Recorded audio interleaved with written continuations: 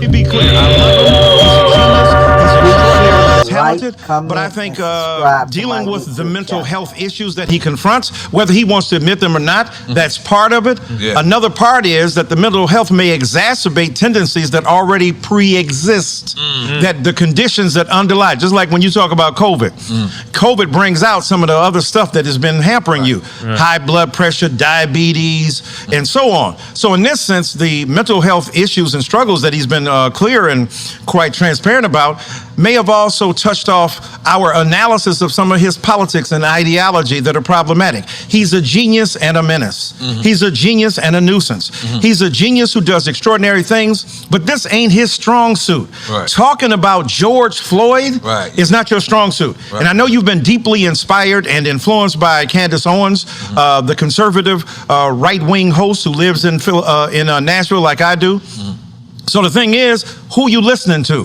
Who's your diet? You know, this is not Whole Foods. This is not a grocer that is of reputable stuff. You getting it from a ghetto grocer, and you're pumping that stuff back into the consciousness of the people.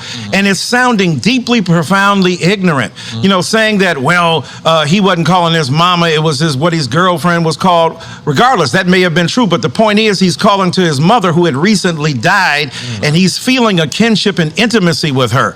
And then talking about fentanyl was what caused his death. Bruh, when they did Martin Luther King Jr.'s autopsy at 39 years old, they discovered he had the heart of a 63-year-old man. Wow. Now that's my age, so I hope that was pretty damn good. But it's saying for 39, you shouldn't have a 63-year-old heart. Is that what killed him? No, it was the bullet from James Earl Ray.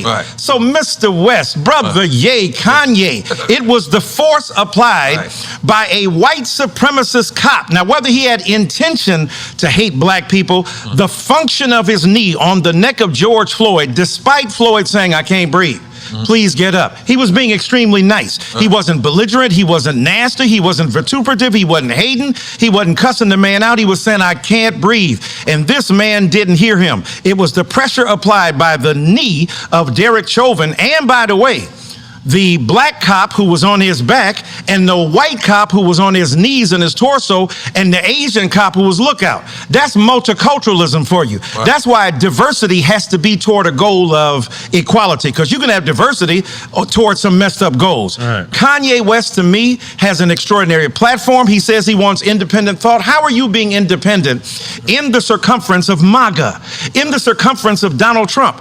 Let me give you another story. I had just written a book, Tears We Cannot Stop, a sermon to white America. And so I was out in LA on book tour, and I come out of this warehouse looking place where I'd done a show, and the brother standing there, and I said, "Is that Kanye?" I said, "Hey man, what's going on?" "Oh man, what's happening?" Blah blah blah. That's your book signing. Right, it was at my book. It was at a recording of a show that was talking about my book, but he happened to be outside where I was coming out. So he told his companion, he said, "You know who this is? Michael Eric Dyson, blah blah blah." And then he, we talked a bit. This is right after he had, announced his support for Trump. So I went to my car, knock, knock, knock on the window, and it's Jay saying, "Hey, I'd like to talk to you about what's going on." So for the next half hour, we chopping up. I'm saying, why is it that you, a rhetorical genius, a verbal master, in complete control of an aesthetic expression of hip hop that we hadn't seen in ever, you brought together in the Midwest the soul traditions, digging into the crates to give us a sonic texture that continues to thrive today. It's so dense with blues and with R&B and the love ethic of black people. Why would you leverage all of the genius you've created as a result of your own gifts for a man who is mediocre, who is a bigot, who has no concern for any beyond him, who is a lethal narcissist? He said, "So what do you think I should do?" I said, "I think you should distance yourself." I'm glad we're finally able to work it out. For the people to know this, hold on. I invited this man on the show about two or 3 years ago, something like that. I came up to you. I was so excited to meet you. Early drink champs. Because I truly understand that this is the balance that we need. You understand what I'm saying? If we cover a story that that wasn't right, I want to fix it. That's so again, let's go back to that. So what did Was you getting phone calls? Was people calling you saying, "Man, Kanye West is on your friend's show"? Yeah, that's right. They say, "Yo, man, you know that's the dude you love." And what is that stuff? He done cut the con and he got to the yay. Yeah. So the thing is, look.